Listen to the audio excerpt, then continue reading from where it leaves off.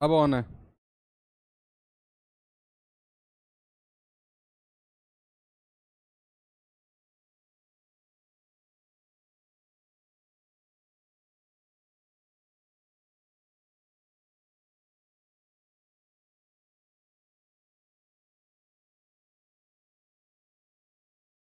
हो गया। हेलो बच्चों, नमस्कार, गुड इवनिंग। कैसे हैं आप सभी लोग? भाई जुड़ जाइए, जल्दी जल्दी जुड़ जाइए और फिर हम अपनी क्लास की शुरुआत करते हैं, बिल्कुल भी समय का वेस्ट ना करते हुए। ओके, गुड इवनिंग आप सभी को। रेशियो प्रोपोर्शन बहुत आराम से, बहुत डिटेल में हम लोगों ने पढ़ा। प्रोपोर्शन की जो कल क्लास थी, हालांकि प्रोपोर्शन अक्सर लोग 20 मिनट में ख़त्म करा देते हैं और स्टूडेंट को भी लगता है कि 20 मिनट का टॉपिक है, ख़त्म करो। लेकिन मैंने 2 क्लास में इसको डिस्ट्रीब्यूट किया ताकि एक सिंगल पॉइंट और सिंगल क्वेश्चन भी ऐसा ना रहे जो आपको देखकर लगे कि यार ये सवाल प्रोपोर्शन का है, हमने तो नहीं पढ़ा है ऐसा, है ना। तो उस टाइप की चीज़ें नहीं होनी चाहिए आपके साथ। तो सभी लोग जल्दी से जुड़ेंगे। एक बार मैं कमेंट को लगवा देता हूँ, है ना।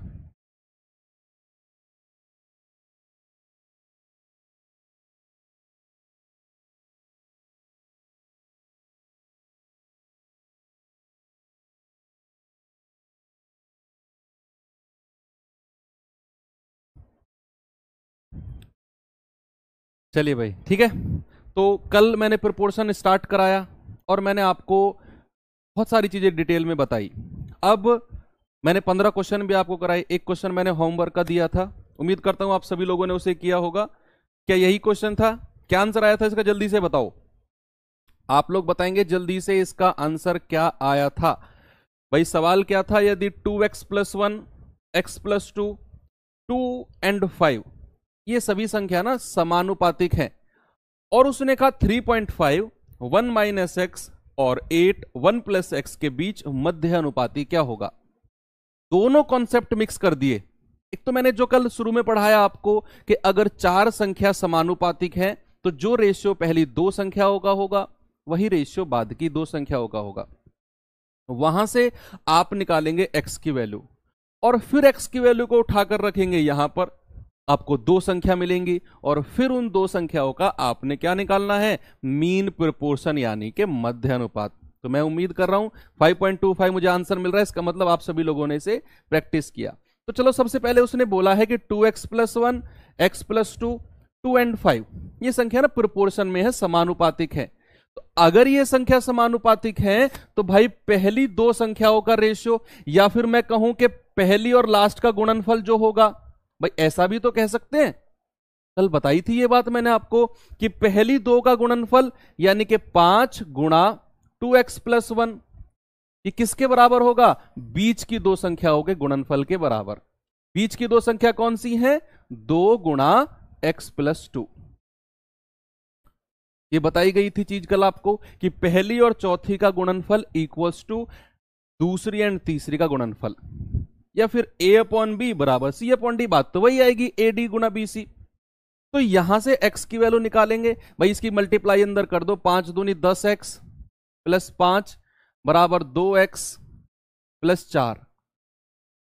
ओके, ये 2 इधर आएगा, कितना आएगा? 8x। ये 5 उधर जाएगा, -1। x बराबर कितना आ गया? -1/8। x की वैल्यू कितनी आ गई? -1/8। लेकिन आपसे x की वैल्यू नहीं पूछी, आपसे पूछी है 3.5, 1 - x। तो 3.5 और 1 - x, 1 माइनस और माइनस का 1/8 ऑलरेडी है तो ये प्लस हो जाएगा। और दूसरी संख्या क्या है? 8 और 1 + x, तो प्लस के साथ जब माइनस जाएगा तो माइनस बन जाएगा 1/8। ओके, तो एक संख्या क्या मिली? 8 × 7/8, 8 से 8 गया, एक संख्या तो मिली 7। एक संख्या क्या मिली है भाई? 3.5 को हम क्या लिख सकते हैं? क्या 7/2 लिख सकते हैं? भाई 3.5 है ये, 3.5 को 7/2 भी लिख सकते हैं। गुणा 8 एकम 8 और 1 9/8, तो ये कितना हो जाएगा? 9 × 7 63/16। एक संख्या तो ये हो गई और एक संख्या हो गई ये। अब हमारे पास दो संख्या है बच्चे, दो का मध्य समानुपाती मीन प्रोपोर्शन बताना है तो रूट ए बी होता है 63/16 और बी कितना है 7। मैंने सिखाया था आपको कोई गुणा नहीं करनी है, आपने कोई गुणा नहीं करनी है। आपने करना क्या है, एक सिंपल सा काम करना है। भाई ये 63 मुझे दिखा, मैंने क्या कर लिया बच्चे, इस 63 को दो संख्याओं में तोड़ लिया, 9 गुणा 7 और एक 7 पहले से ही था बटे 16।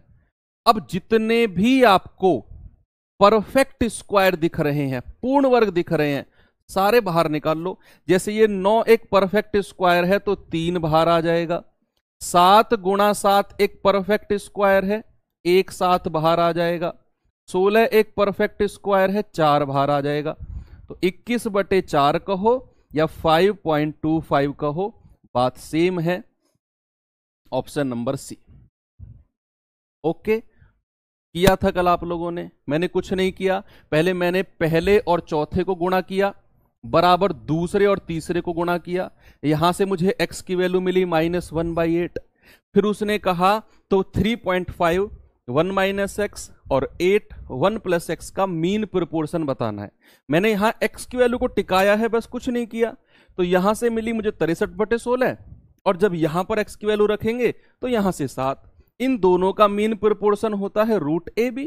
सॉल्व किया 5.25, सारा काम कैलकुलेशन का था। अच्छा सवाल था। चलें आज के सवालों की तरफ। चलो, पहला सवाल ये रहा आपके सामने, एसएससी सीजीएल 2022 सेकंड शिफ्ट का क्वेश्चन है। जल्दी से बता दो क्या उत्तर होगा, बताएंगे जल्दी से क्या आंसर आएगा इसका बच्चे। क्वेश्चन सॉल्व करने में टाइम लगता है मुकेश भाई, कोई दिक्कत नहीं है, लगना भी चाहिए और लगाओ। अगर आप किसी क्वेश्चन में टाइम लगा रहे हो ना, मैं चाहता हूं आप लगाओ। एक दिन ऐसा आएगा वो टाइम अपने आप डिक्रीज होने लग जाएगा। क्वेश्चन तो सॉल्व कर पा रहे हो ना, टाइम लग रहा है कोई दिक्कत नहीं है, कॉन्सेप्ट आपके इंप्रूव हो रहे हैं। टाइम लगने का मतलब ये है 1.6 और 3.6 का मध्य अनुपाती, ओके, और 5 और 8 का तृतीय अनुपाती, और दोनों का अनुपात बताना है। ये तो कर लिया था शायद क्वेश्चन, कल कर लिया था ना। चलो कोई नहीं, इसको देख लेते हैं एक बार। 316 शायद आया था इसका, आई थिंक ये कर लिया था कल हमने, 15th क्वेश्चन कर लिया था। ये है आज का क्वेश्चन, ग्रेजुएट लेवल 2022 का क्वेश्चन है ये। जल्दी से बताएंगे आंसर। हो सकता है क्लास आज की आपकी छोटी भी रहे, 50-55 मिनट की रहे, क्योंकि आज प्रोपोर्शन चैप्टर ही मुझे कंप्लीट कराना है। कल से आपका एक नया चैप्टर शुरू कराऊंगा मैं, पार्टनरशिप करते हैं कल से, क्योंकि ये रेशियो प्रोपोर्शन से ही कहीं ना कहीं मिलता जुलता चैप्टर है वो। फिर पार्टनरशिप के बाद करेंगे मिक्सचर एलिगेशन, और मिक्सचर एलिगेशन के बाद करेंगे टाइम एंड वर्क। फिर टाइम एंड वर्क में ही पाइप सिस्टम वैसी में आता है। इस प्रकार ये सीरीज खत्म होगी हमारी। फिर टाइम एंड वर्क के बाद उठाएंगे हम एवरेज, और एवरेज के बाद चलेंगे फिर सीधा परसेंटेज पर, फिर परसेंटेज वाली सीरीज को कंप्लीट करेंगे, और सबसे लास्ट में टाइम स्पीड डिस्टेंस और बोट स्ट्रीम वो करेंगे। सवाल है 6 और 18 का थर्ड प्रोपोर्शन। अरे ये कल ही तो सिखाया, ए और बी का थर्ड प्रोपोर्शन क्या होता है, b²/a। तो 6 और 18 का थर्ड प्रोपोर्शन क्या होता है, 18 × 18 b²/6। तो 6 × 3 = 18, 18 × 3 = 54। भाई हर लेवल का सवाल प्रैक्टिस करना है, चाहे वो आसान हो, चाहे वो मॉडरेट हो, चाहे वो 6 लेवल का हो, हर सवाल हमें प्रैक्टिस में लेकर आना है। ओके, चले नेक्स्ट क्वेश्चन पे जल्दी से आओ। हर तरह का सवाल, एक चैप्टर रेशियो को कंप्लीट करने के बाद इतना तो आपको आइडिया लग गया होगा कि ये मास्टर हर लेवल का सवाल कराएगा। तो ये तो आप क्वेश्चन उठाना ही मत कि सर आसान करा रहे हो या बहुत हार्ड करा रहे हो। मैं एक एक सवाल को बिल्कुल मोती की तरह चुनकर लेकर आता हूं। With a grain of salt, pick with a grain of salt, एक ईडियम है, आप लोग पढ़ रहे होंगे अंग्रेजी, सर्च करना क्या होता है pick with a grain of salt. क्या होता है 21, 56 और 27 का फोर्थ प्रोपोर्शन, चतुर्थ अनुपाती बताना है। तो कल क्या बताया था, डीआई भी करेंगे भाई, काहे परेशान होते हैं। ए बी सी का थर्ड प्रोपोर्शन होता है BC/A, BC/A। तो बी कितना है 56, सी कितना है 27 और ए कितना है 21। तो 7 या 21, 7 अट्ठे 56, 3 से जाएगा 9 बार और 8 नाम 72। योर आंसर विल बी कितना? Option number A. Graduate level 2022 का प्री का क्वेश्चन है ये आया हुआ। चले नेक्स्ट क्वेश्चन की तरफ भाई। क्लियर है ये चीज आपको? बढ़िया क्वेश्चन दूं एक, ये रहा, ये भी सीजीएल का ही क्वेश्चन है। ऐसे शिफ्ट वेरी करती है। किसी शिफ्ट में आपसे पूछ लेगा 10 और 15 का तृतीय अनुपाती, किसी शिफ्ट में पूछ लेगा जो मैंने वो करवाया था आपको कि एक्स की वैल्यू निकालना है, फिर 8 1 प्लस एक्स में और उसमें 3.5 1 माइनस एक्स में रख के फिर आप मीन प्रोपोर्शन, किसी शिफ्ट में ऐसे पूछ लेगा, है ना? अच्छा बता भी रहे हो इसका answer? Believe with some suspense, pick a grain of salt, हाँ कह सकते हैं। बताओ जल्दी से क्या उत्तर है भाई। आप ही लोगों के लिए आज मैं स्पेशल क्लास लेकर आया हूं। निकल मैं प्रोपोर्शन को खत्म करा सकता था, आज आपकी प्रैक्टिस के लिए बहुत सारे क्वेश्चन मेरे बचे हुए थे। मैंने कहा चलो एक क्लास एक्स्ट्रा ही सही, एटलीस्ट बच्चों की प्रैक्टिस तो हो जाएगी। यदि P जो है वो 8 और 20 का तीसरा समानुपाती है, थर्ड प्रोपोर्शन है, और जो Q है वो 3 5 और 24 का फोर्थ प्रोपोर्शन है। आपसे पूछा है 2P प्लस Q का मान ज्ञात करो। एक सिंगल स्टूडेंट मुझे ऐसा ना मिल जाए जो ये कह दे कि सर प्री नहीं निकला। प्री तो मुझे हर उस बच्चे का भी चाहिए जिसने बिल्कुल उम्मीद छोड़ दी है। आप लोग मेंस पे फोकस करो। प्री ये मान के चलो हमारा ऑलरेडी निकल चुका है, ये मान के चलो प्री। बच्चे एसएससी सीजीएल का कंपटीशन पता है क्या है? सीजीएल कंपटीशन ये है कि बहुत सारे बच्चे ऑलरेडी सेलेक्टेड बैठते हैं एग्जाम में। गलत नहीं है वो, गलत क्यों नहीं है भाई? मान लो आप खुद सोचो कि आप सीजीएल में सेलेक्ट हो गए, आपकी पोस्टिंग मिली, मैं कहता हूं तमिलनाडु, और आप रहने वाले हैं हरियाणा के रहने वाले हैं आप, या आप यूपी के रहने वाले हैं, या फिर आप बिहार के रहने वाले हैं, आपकी पोस्टिंग मिली है तमिलनाडु, और आपको लग रहा है कि अगर मैं एक बार और एग्जाम दे दूं मैं अपने स्टेट, होम स्टेट के आसपास या होम स्टेट में पहुंच जाऊंगा। क्या आप एग्जाम नहीं दोगे दोबारा? नहीं दोगे? देंगे एग्जाम तो भाई। सबको लगता है कि यार मैं पूरी, जब आपको कहा जाएगा कि आप पूरी लाइफ आपको तमिलनाडु में निकालनी है, तो आपको लगेगा भाई तमिलनाडु में तो नहीं निकालेंगे हम। जब तक जॉब नहीं लगती है, जब तक लगता है कि यार एक जॉब मिल जाए, चाहे अंडमान निकोबार में ही क्यों ना मिल जाए, हम जाएंगे। लेकिन जब आपको जॉब मिल जाएगी, आप वहां पहुंचेंगे, आपको लगेगा यार अब घर जाना है। तो वो चीज रहती है अंदर। पी जो है 8 और 20 का थर्ड प्रोपोर्शन है, क्यू जो है वो 3 5 24 का फोर्थ प्रोपोर्शन है। तो सबसे पहले पी की वैल्यू निकालते हैं भाई। 8 और 20 का थर्ड प्रोपोर्शन होता है बी स्क्वायर अपॉन ए, तो 20 गुणा 20 अपॉन ए कितना है 8, तो 4 दूनी 8, 4 पंजे 20, 2 से जाएगा 2 धाम 20 और 10 पंजे 50। बात कर रहा है क्यू की, जो क्यू है वो 3 5 और 24 का फोर्थ प्रोपोर्शन है।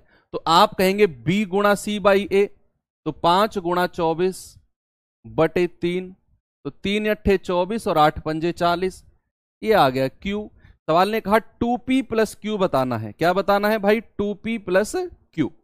p कितना है 50, तो 50 दूनी 100 और प्लस 40 कितना आ जाएगा 140। आपका आंसर है ऑप्शन नंबर ए।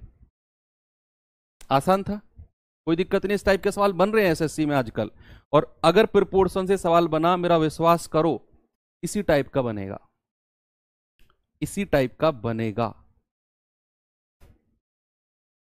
बताइए इसका आंसर।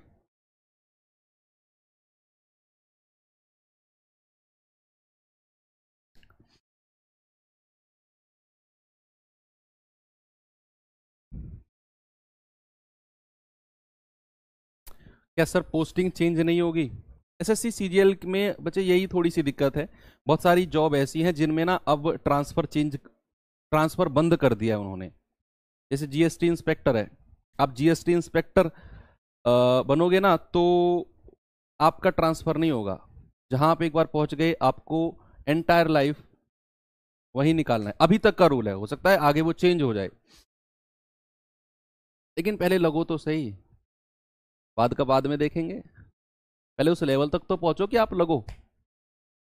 एक समानुपात में पहले और चौथे पद का गुणनफल 70 है, दूसरे और तीसरे का गुणनफल, अरे ये तो वही बात आ गई भाई, जब चार संख्या समानुपातिक है ए बी सी डी, तो जो पहले और चौथे का गुणनफल होता है ए डी, वो किसके बराबर होता है, दूसरे और तीसरे के गुणनफल के बराबर, बी सी के। समानुपातिक संख्याओं का ही तो रूल है ये, कि पहली और चौथी का गुणनफल बराबर दूसरी और तीसरी का गुणनफल। यही तो बोला उसने, एक समानुपात में पहले और चौथे का गुणनफल कितना है भाई, 70 है, और ये किसके बराबर है, दूसरे और तीसरे गुणनफल के बराबर, वो कितना है 3.5 y। क्या पहले और चौथे का गुणनफल बराबर दूसरे और तीसरे के गुणनफल के बराबर नहीं हो जाएगा? तो यहां से y की वैल्यू निकाल सकते हैं आप, क्या कहेंगे, y बराबर 70 बटे 3.5, ये पॉइंट हटेगा ऊपर जीरो आ जाएगा, 35 दूनी 70, 1 0 ये, तो y बराबर कितना मिल गया भाई, 20। क्या मिला, y बराबर 20, योर करेक्ट आंसर। ओके, आ जाओ इस सवाल पे, आसान है लेकिन हल्का सा घुमाएगा आपको, ये थोड़ा सा घुमाएगा। देखेंगे सवाल को एक बार, 1/72, 1/168, 1/150 का फोर्थ प्रोपोर्शन। अगर सीधी सीधी संख्या दे देगा फिर तो आप कर ही लेंगे, इसे बताओ तो जाने।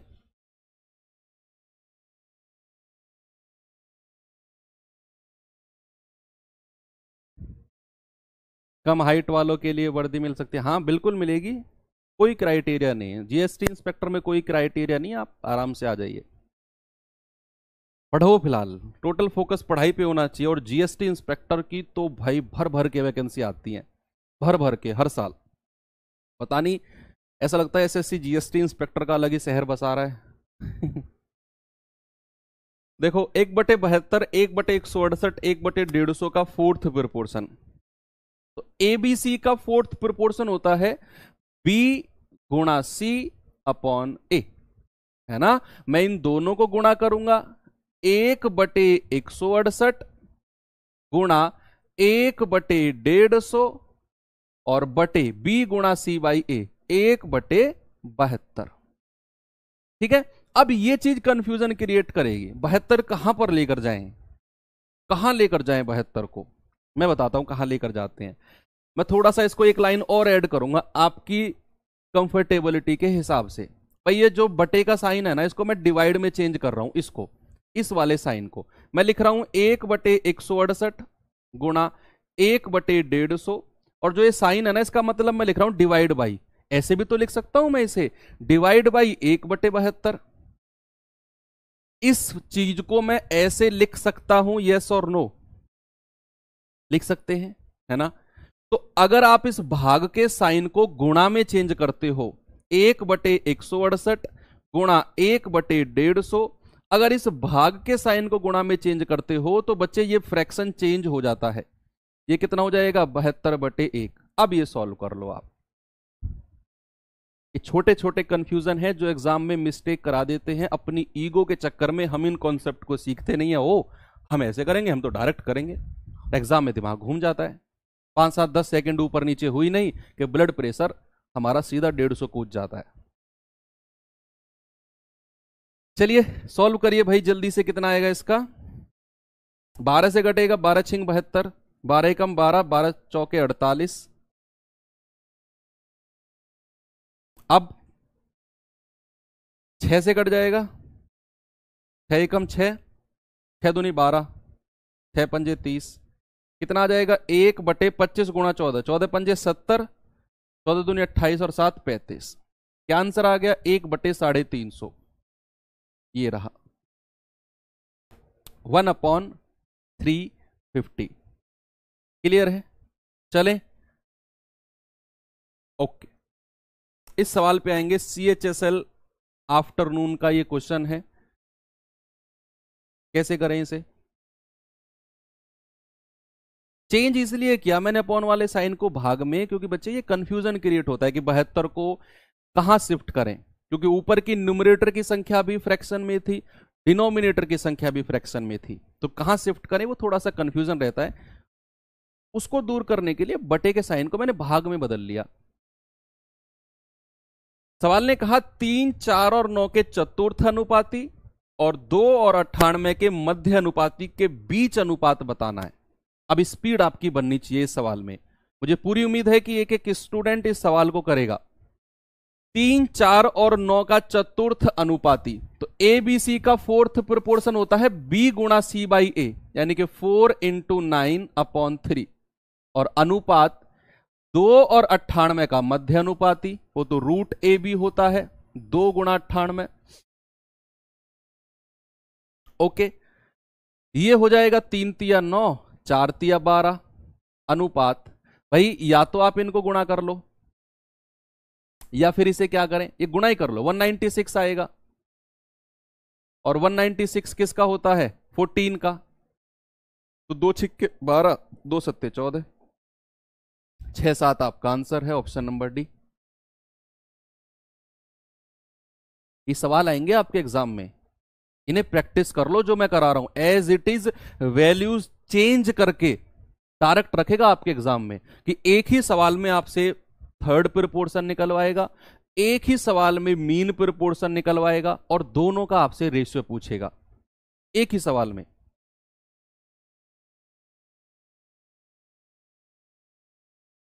चलें आगे, चलो इस सवाल पे आइए।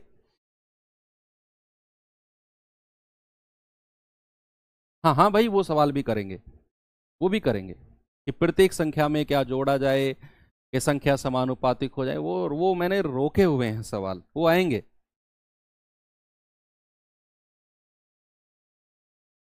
नौकरी लगे नहीं, 2 नंबर का पैसा कमा लो, पहले पहले तो 2 नंबर का पैसा भर लो तुम, अभी तो फ्री भी नहीं दिया, पता नहीं कैसे देश। और गलती तुम्हारी नहीं है बेटा, गलती तुम्हारी नहीं है। जब नंबर 1 ही, तो फिर तुम तो अभी बहुत पीछे हो।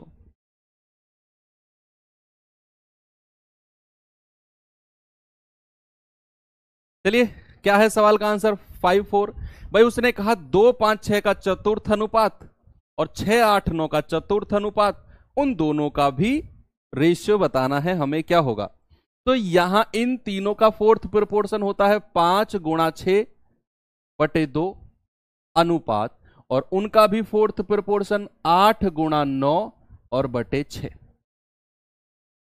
तो ये कितना होगा, 2 तिया 6, और ये आएगा 3 दूनी 6, 3 तिया 9, 2 से जाएगा 2 चौके 8, ये कितना होगा, 5 तिया 15 अनुपात 4 तिया 12, तो 3 पंजे 15 और 3 चौके 12। क्या आंसर आ गया भाई, 5, 4, ऑप्शन नंबर डी। सही है सभी का, बिल्कुल एक कमेंट भर के दिख रहे हैं मुझे। चलो तो फिर ये सवाल करके दिखाओ, और इसके बाद जो सवाल आने वाला है आप कहोगे सर ऐसा भी सवाल आता है क्या, करना उसे आप करेंगे। पहले ये कर लो, फिर इसके बाद में वो, और उसके बाद में फिर आपको एक लास्ट टॉपिक पढ़ाऊंगा और बहुत बेस्ट ट्रिक बताऊंगा उसकी आपको। ये सवाल करेंगे, यदि एक्स वाई जेड और डब्लू, ये एक्स वाई और जेड का, सॉरी एक्स वाई और Z, sorry sorry sorry sorry, यदि एक्स वाई जेड और डब्लू चतुर्थ अनुपात में है,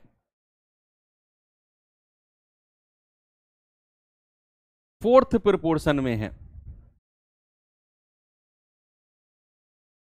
ओके, तो x बराबर 3, y बराबर 13, w बराबर 39, तो z क्या होगा।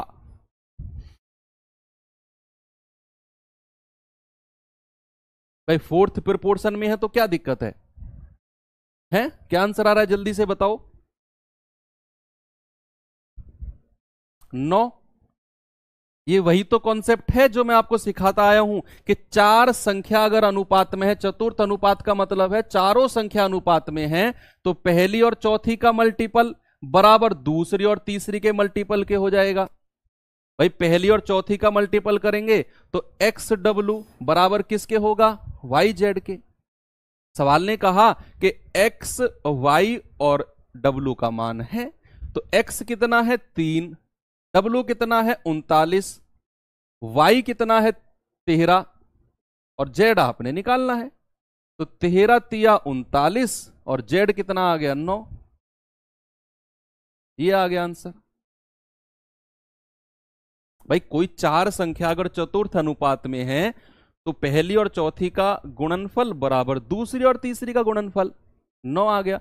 अब आता है अब तक का सबसे best question, get ready for it. SSC CGL 2022 में ये सवाल आया है।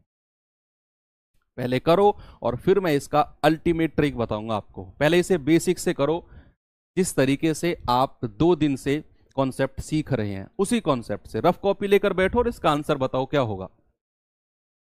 बहुत अच्छा क्वेश्चन है।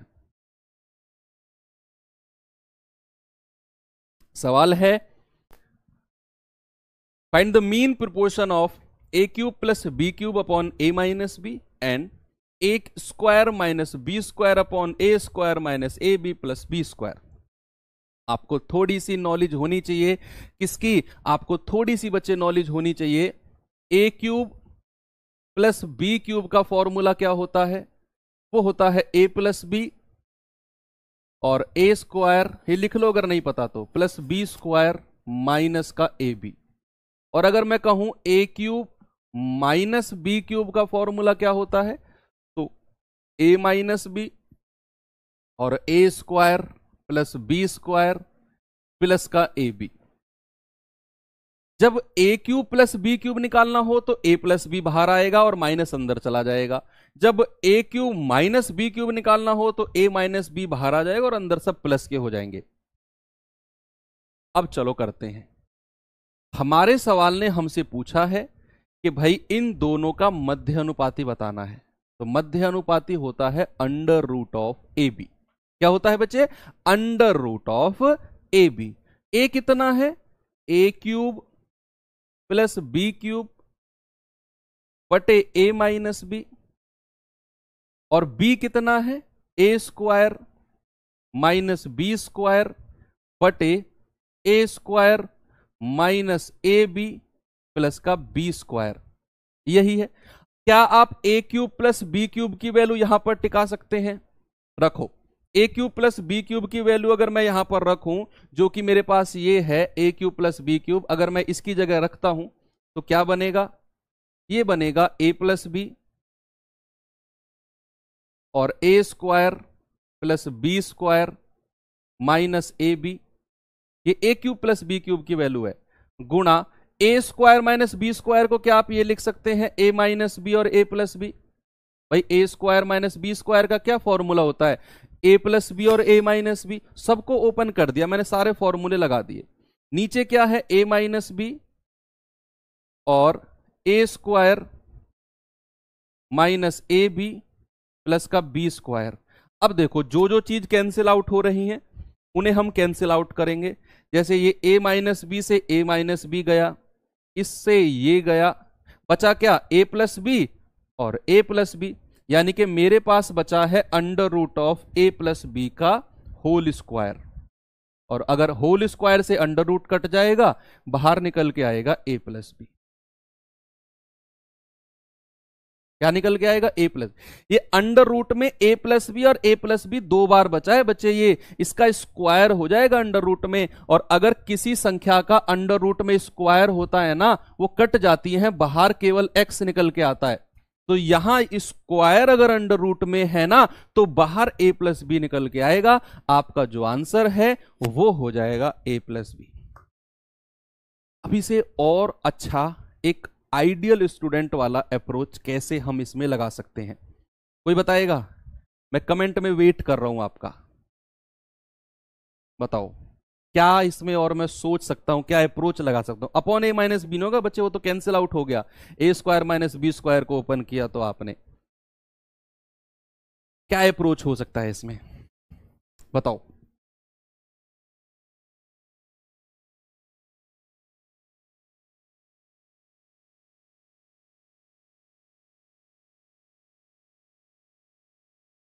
चलो देखते हैं। ये रफ कर दूं मैं, ये तो चीज क्लियर है, ये दो फॉर्मूले लिख लिए आपने, बस कुछ नहीं किया, सारी चीजें मैंने आपको ना एक्सप्लेन की हैं बस। हाँ ठीक है, चलो अब और बढ़िया सी चीज देखते हैं।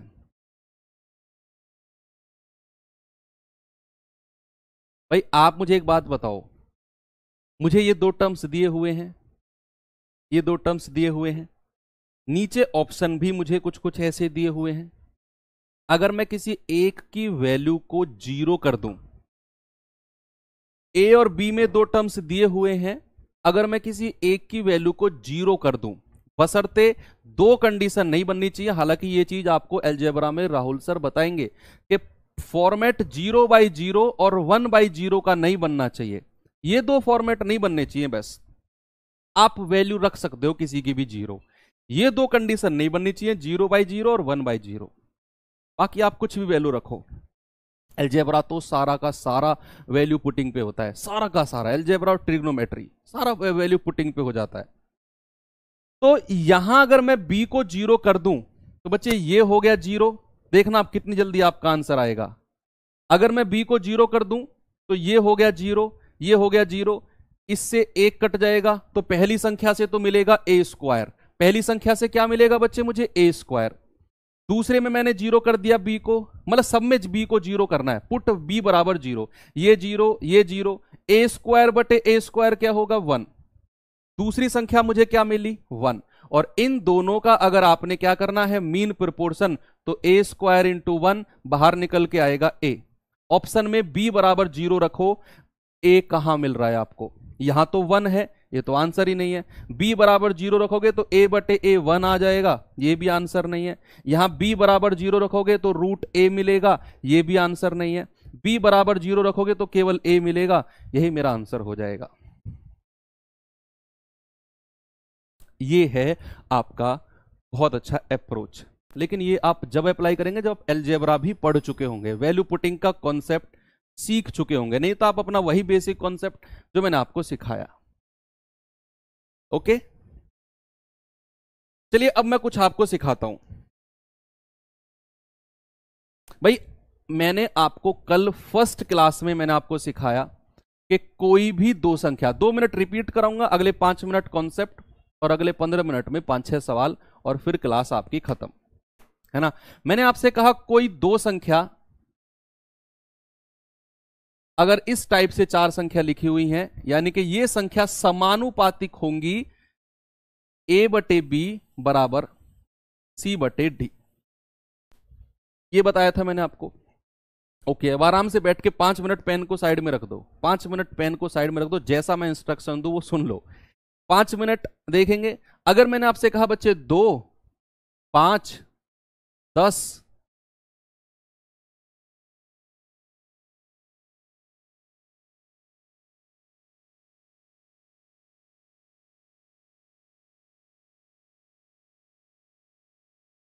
और 15, क्या ये संख्या समानुपातिक है? ये सिखाया था कल मैंने क्लास में आपको। a बराबर 0 कर लो, वहां से भी बन जाएगी बात, कौन दिक्कत नहीं, है ना। भाई अगर मैंने आपसे कहा कि 2, 5, 6 और 15 ये संख्या क्या समानुपातिक है, तो आप कहेंगे तो 2/5 बराबर 6/15, क्या ये है? भाई 3 दूनी 6, 3 पंजे 15, सर 2/5 2/5, यानी कि ये संख्या समानुपातिक है। ओके अब अगर मैं आपसे कहूं कि 3, 6, 7 और 16 क्या ये संख्या समानुपातिक है? अभी सुनना मेरी बात, मैंने क्या लिखी संख्या 3, 6, 7 और 16, क्या ये संख्या समानुपातिक है? तो आप कहेंगे सर देखना पड़ेगा, कैसे कैसे देखेंगे? आप कहेंगे 3/6 बराबर 7/16, सर ये तो कभी इक्वल हो ही नहीं रहा, इसका मतलब ये संख्या समानुपातिक नहीं है, इसका मतलब ये संख्या समानुपातिक नहीं है। अब अगर मैं आपसे कहूं कि भाई मैं प्रत्येक संख्या में से कुछ घटा दूं, प्रत्येक संख्या में से कोई एक सिंगल संख्या मैंने माइनस करने पर प्रत्येक संख्या में से कुछ माइनस करने पर, या मैं ये लिखूं कि प्रत्येक संख्या में से x घटाने पर प्राप्त संख्याएं समानुपातिक होंगी। ये तो समानुपात में नहीं है, ये तो हमने प्रूफ कर लिया। अब मैं आपसे कह रहा हूं कि अगर मैं इन प्रत्येक संख्या में से x घटा दूं ना, तो संख्या समानुपातिक हो जाएंगी, संख्या समानुपातिक हो जाएंगी। अब वो x की वैल्यू आपसे पूछेगा, x की वैल्यू पूछेगा, बताओ वो x क्या है जिसको मैं इसमें से भी घटाऊं, इसमें से भी घटाऊं, इसमें से भी घटाऊं और इसमें से भी घटाऊं, और जो मुझे चार संख्या मिले ना वो प्रोपोर्शन में हो जाए। और मैं आपको ऑप्शन देता हूं, ऑप्शन नंबर 1 हो 2, ऑप्शन नंबर बी है 0, 0 नहीं, ऑप्शन नंबर बी है आपका 1, ऑप्शन नंबर सी है आपका 3, ऑप्शन नंबर डी है नन ऑफ दीज। तो आप ऑप्शन से चेक करके देखो एक बार कि कौन सी संख्या घटाने पर हमें जो चार संख्या मिल रही हैं वो समानुपातिक होंगी। मेरी बात समझे। सबसे पहले तो मैंने देखा ये संख्या प्रोपोर्शन में नहीं है, क्योंकि इन दो का अनुपात इन दो के बराबर नहीं आ रहा है। सवाल ने कहा कि मुझे प्रत्येक में से कोई एक संख्या घटानी है, सेम वही नंबर, इसमें से वही, इसमें से वही, इसमें से वही, इसमें से, और घटने पर जो मिलेंगी संख्या वो सब समानुपातिक हो जाएंगी, और हमें वही संख्या बतानी है जो घटानी है। तो एक बार मैं ऑप्शन से चेक करके जाऊंगा। मैंने देखा अगर मैं 2 घटा देता हूं तो यहां मिलेगा 3 में से 2 गया, 3 में से 2 गया 1, 6 में से 2 गए 4, 7 में से 2 गए 5 और 16 में से 2 गए 14। मैं ऑप्शन नंबर ए को रख रहा हूं। मैंने 2 को प्रत्येक संख्या में से घटा दिया। तो फिर मैंने चेक किया कि भाई ये तो 1/4 आया और ये 5/14। भाई अब भी ये संख्या समानुपातिक नहीं है, मतलब कि ये 2 तो मेरा आंसर नहीं होगा, 2 तो नहीं होगा। तो फिर मैंने क्या किया, फिर मैं ऑप्शन नंबर बी पे गया कि मैं 1 को घटा के देखता हूं। 3 में से 1 गया 2, 6 में से 1 गया 5, 7 में से 1 गया 6 और 16 में से 1 गया 15। मैं चेक करूंगा क्या कि 2/5 और 6/15। भाई 3 दूनी 6, 3 पंजे 15। अरे ये तो दोनों तरफ रेशियो 2/5 मिल गया, यानी कि ये संख्या समानुपातिक हो गई। तो आपने पता किया कि वो कौन सी संख्या है जिसे घटाने पर जो संख्या मिलेंगी वो समानुपातिक होंगी। आप कहेंगे सर 1। तो ये इस टाइप के क्वेश्चन बनेंगे, लेकिन हम हर बार ऑप्शन से नहीं कर पाएंगे। ऐसे सवाल पहले पूछता था जिसे हम ऑप्शन से पुट करके आंसर बता देते थे, लेकिन अब वो कुछ और पूछेगा, बहुत अजब गजब सी चीज पूछेगा आपसे। तो आपको एक प्रॉपर पैटर्न आना चाहिए बच्चे। इसी सवाल को मैं अब बिना ऑप्शन के करके दिखाता हूं, सेम सवाल को। इस सवाल में ना मैं आपको अलग अलग कंडीशन बताऊंगा। ये कर लिया तो आने वाले सारे सवाल कर जाएंगे आप। अभी तक तो मैंने पहला क्या किया, मैंने ऑप्शन से किया। अब आप कहेंगे सर बिना ऑप्शन के करके दिखाना।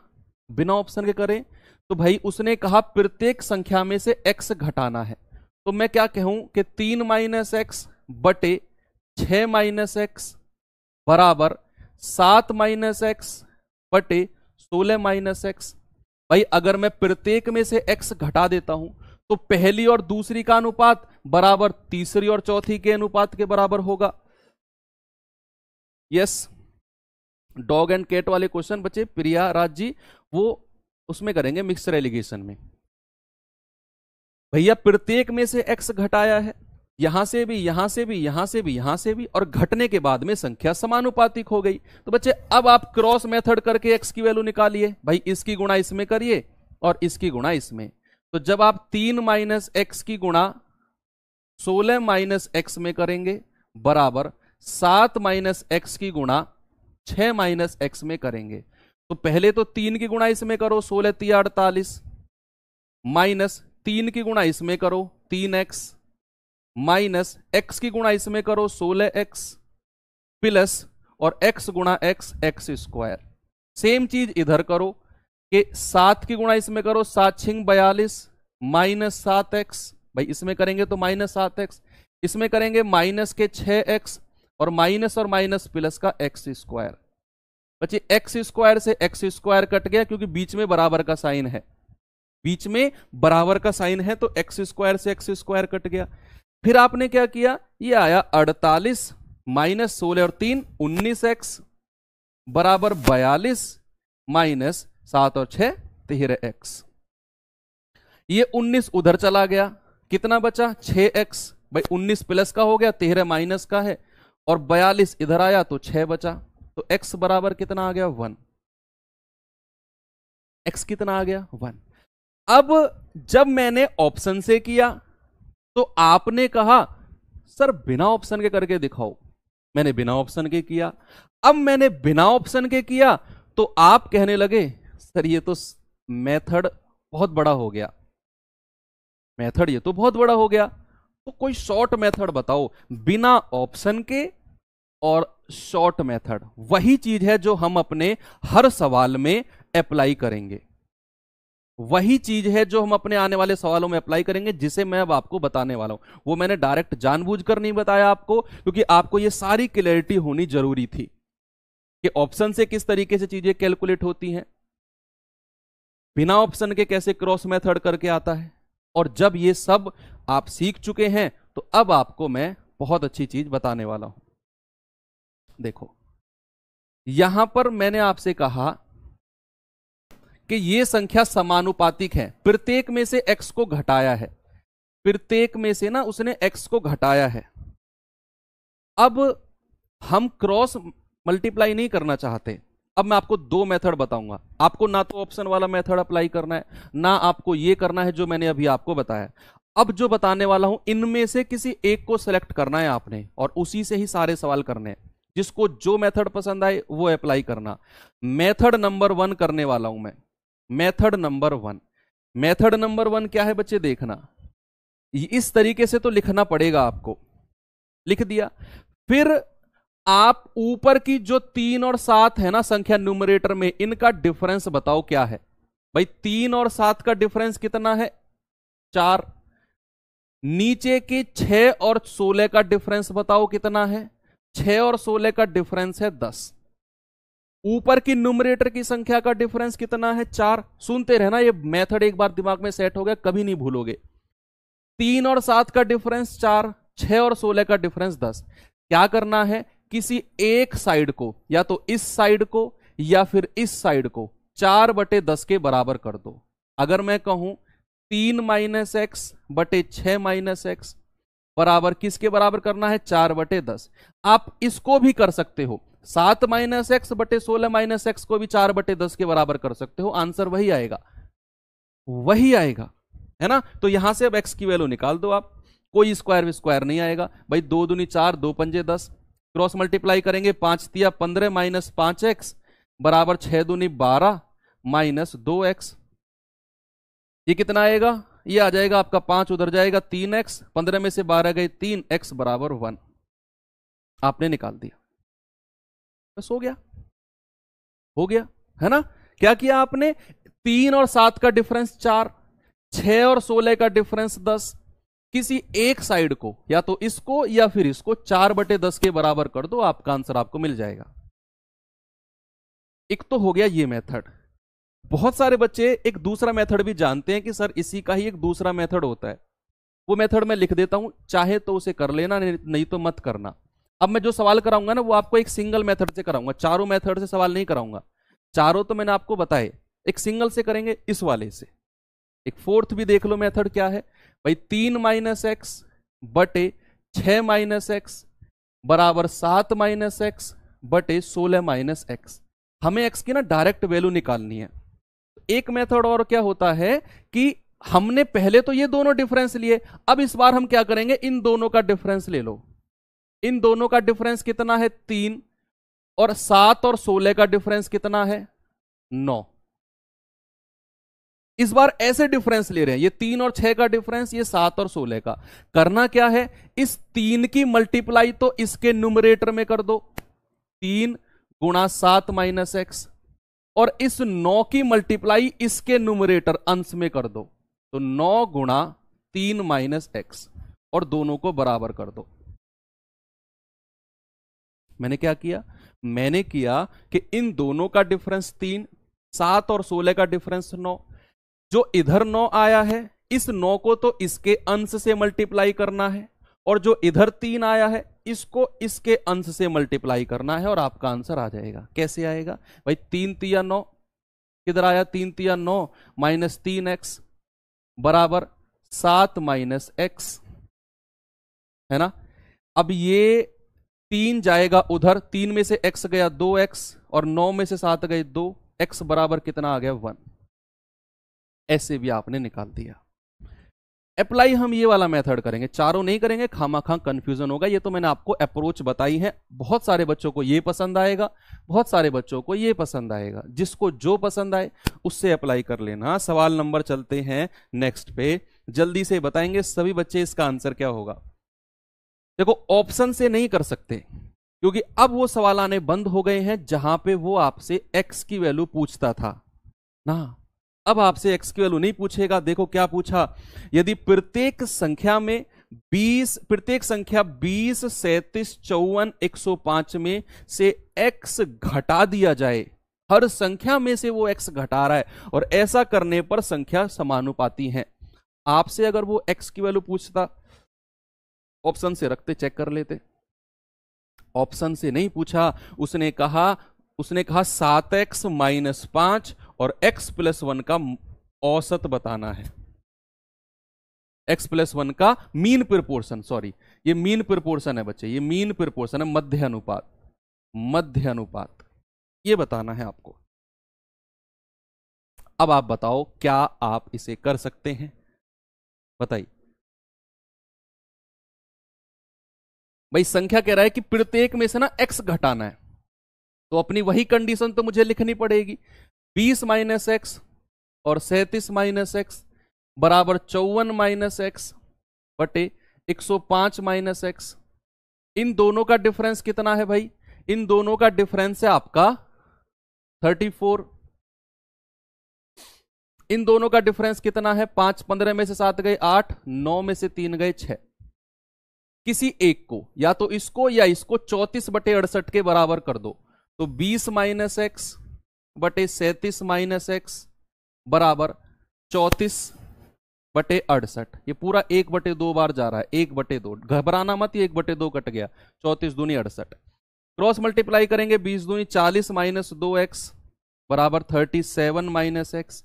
ये माइनस का 2 जब उधर जाएगा तो प्लस का 2 हो जाएगा, और 2 में से 1 गया तो 1, x बचेगा। 37 इधर आके घट जाएगा 40 में से, तो x बराबर 3 आ गया। x बराबर 3 है, तो वो आपसे कह रहा है 7x माइनस 5, तो 7x माइनस 5 की वैल्यू कितनी है? 7 या 21, 21 में से 5 गए 16, और x प्लस 1, x प्लस 1 कितना है? 3 और 1 4। 16 और 4 का मीन प्रोपोर्शन, मध्य अनुपाती पूछ रहा है, तो ये होता है अंडर रूट ऑफ 64, और ये हो जाएगा आपका 8। ऑप्शन नंबर ए आगे आपका आंसर। ऐसे सवाल भी आने की पूरी संभावना है आपके एग्जाम में, तो इस टाइप से आप x की वैल्यू निकालेंगे और फिर जो आपसे पूछा आप उसका आंसर बता सकते हैं। चलें आगे, एक और सवाल सेम इसी तरीके से बताएंगे, जल्दी से क्या आंसर होगा इसका। सेम, जिसको थोड़ा बहुत भी डाउट रह गया होगा ना, वो इसमें क्लियर हो जाएगा। इसमें भी डाउट रह गया, अगले में क्लियर होगा, उससे अगले में। 4-5 सवाल बैक टू बैक लेकर आया हूं। हर बार घटाएगा नहीं, कुछ जोड़ने वाले भी सवाल आएंगे, प्रोसेस सेम रहेगा।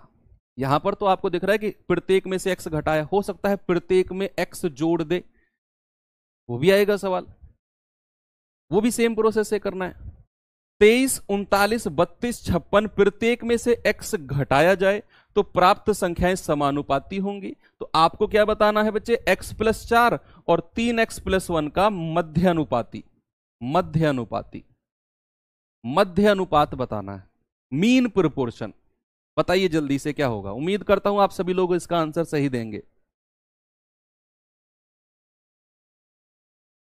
भाई उसने प्रत्येक में से x घटाया है, तो मैं यहां पर लिख दूं 23 माइनस एक्स बटे 39 माइनस एक्स बराबर 32 माइनस एक्स बटे 56 माइनस एक्स। देखो अब एक बात देखो, आप अगर आप इसे क्रॉस मल्टीप्लाई करने चले गए तो 56 गुणा 23 ही करते रह जाओगे। 1 घंटा मिलता है एग्जाम में, लगे रहेंगे इसी में ही। है ना। तो चीजें स्मार्टली भी हमें सीखनी पड़ेंगी। अच्छा, क्लास और वर्कशीट को प्रायोरिटी रखो आकाश भाई। उसके बाद जो संडे का दिन होता है उसमें बुक ले लो प्रीवियस ईयर, जिसमें 4-5 साल के हो। संडे के दिन आपकी क्लास नहीं होती है, 2 से 3 घंटे बैठ के बुक को सॉल्व करिए। जो पूरे वीक में आपको पढ़ाया गया है उसके आधार पर बुक के सवालों को लगाइए प्रीवियस ईयर के। आप क्या करेंगे भाई, 23 और 32 का डिफरेंस, 39 और 56 का डिफरेंस, जल्दी से करो। कितना आएगा? ये आएगा आपका 7 और 2 9। ये आएगा कितना? 11 और 6 17। किसी एक को इसके बराबर कर दो, तो 23 माइनस एक्स बटे 39 माइनस एक्स बराबर 9 बटे 17। भाई क्रॉस मल्टीप्लाई करेंगे तो 17 तिया 51, 5 17 दूनी 34, 34 और 5 39 माइनस 17 एक्स बराबर 9 की गुणा करेंगे, 9 नाम 81, 8 9 तिया 27 और 8 35 माइनस 9 एक्स, है ना। ये 17 उधर जाएगा, प्लस का हो जाएगा, 17 में से 9 चले जाएगा 8 एक्स। ये 351 इधर आएगा, 391 में से घटेगा, कितना आ जाएगा? 0, 9 में से 5 गए 4, तो 8x बराबर 40। तो x बराबर कितना आ गया? 5। x कितना आ गया? 5। अब उसने पूछा आपसे x प्लस 4, बच्चे x प्लस 4 कितना हो जाएगा? 5 और 4 9, और 3x प्लस 1, 5 तिया 15 और 1 16। तो 9 और 16 का mean proportion under root of 9 into 16। गुणा करने की जरूरत नहीं है भाई, 9 भी परफेक्ट स्क्वायर है, 16 भी परफेक्ट स्क्वायर है। 9 का 3 बाहर आ जाएगा, 16 का 4 बाहर आ जाएगा। 3 गुणा 4 क्या होता है? 12। अगला सवाल एक एक बच्चे के दिमाग में सेट होगा ये तरीका, एक एक बच्चे के। एक सवाल दूंगा लास्ट, और वो सवाल मुझे टेलीग्राम पे आज मैक्सिमम स्टूडेंट का आंसर चाहिए। रोज टेलीग्राम चेक करता हूं, आपका ये मत सोचना सर चेक नहीं करते, एक एक बच्चे का टेलीग्राम चेक करता हूं क्वेश्चंस को मैं। हाँ चलो, यदि x को प्रत्येक में से घटाया गया, ये तो करा दिया ना अभी शायद, सेम क्वेश्चन है। 23 39 32 56, हाँ रिपीट हुआ है। इस सवाल पे आ जाओ। नहीं इसे करो आप, जोड़ने वाला कर लेते हैं, घटाने वाला एक होमवर्क दे दूंगा आपको मैं। जोड़ने वाला कर लेते हैं। सवाल है 10 16 22 और 32, प्रत्येक में x जोड़ा जाता है, जोड़ा गया इस बार, तो प्राप्त संख्या समानुपातिक होंगी। हमें बताना है x प्लस 1 और 3x प्लस 1 का मीन प्रोपोर्शन क्या होगा। बताओ जल्दी से, CGL 2020 का ये आया हुआ सवाल है भाई। प्रत्येक में x जोड़ा है इस बार, तो 10 प्लस एक्स बटे 16 प्लस एक्स बराबर 22 प्लस एक्स। इस बार जोड़ रहा है ना तो इसलिए प्लस कर रहे हैं, और 32 प्लस एक्स। ओके, क्या करना है? इन दोनों का डिफरेंस कितना है भाई? 12, और इन दोनों का डिफरेंस कितना है भाई? 16। तो किसी एक को 12 बटे 16 के बराबर कर दो, तो 10 प्लस एक्स बटे 16 प्लस एक्स बराबर 12 बटे 16। तो 4 तिया 12 और 4 चौके 16। तो क्रॉस मल्टीप्लाई कर दीजिए, 4 धाम 40 प्लस 4x, भाई 4 की सब में मल्टीप्लाई होगी ना, इधर जाएंगे 16 तिया 48 और प्लस का 3x। बचे 3x इधर आएगा 4 के पास, तो x बचेगा। ये 40 उधर जाएगा, 48 में से घटेगा तो 8 आ जाएगा। x कितना आ गया? 8। भाई साहब ने बोला है x प्लस 1, 8 और 1 9, और 3x प्लस 1, 8 तिया 24 और 1 25। इनका मीन प्रोपोर्शन बताना है, अंडर रूट ए बी होता है। 9 भी परफेक्ट स्क्वायर है तो 3 बाहर आ जाएगा, 25 भी एक पूर्ण वर्ग है तो 5 बाहर आ जाएगा। आपका आंसर है ऑप्शन नंबर ए। उसे भी पहले आंसर आ गया। चलो ये भाई क्लास आज आपकी 5 मिनट पहले ही खत्म कर रहा हूं मैं, क्योंकि चैप्टर ही खत्म हो गया है। ठीक है, तो ये सवाल मैं आपको देता हूं अब होमवर्क के लिए। उम्मीद करता हूं एक बच्चा इसका आंसर सही देगा। दोगे ना सही आंसर? इसका बिल्कुल बिल्कुल सही आंसर दोगे। और अभी टेलीग्राम ग्रुप में आपको बताना है इसका आंसर। 48 से 50 बच्चे बस बताते हैं, कोई भी मैं आपको होमवर्क देता हूं। क्लास में लाइव रहते हैं 1000+ बच्चे, 48 बच्चे आंसर करते हैं। This is called real competition of SSC CGL। Okay, बाकी कल जो हमारा चैप्टर होगा शुरू, कल का जो चैप्टर होगा वो होगा हमारा क्या क्या बोला था मैंने? पार्टनरशिप, साझेदारी। बड़ा आसान सा चैप्टर है, ठीक है। 2 क्लास में खत्म कर देंगे इसे, खींच के 2 क्लास ही कराऊंगा बस, 2 में बहुत सारे सवाल करा दूंगा। एक आध सवाल आता है इसका आया तो, और फिर हम अपने मिक्सर एलिगेशन पे चलेंगे, ठीक है। तो थैंक यू, बाय बाय, जय हिंद, मिलते हैं कल के सेशन में। ओके।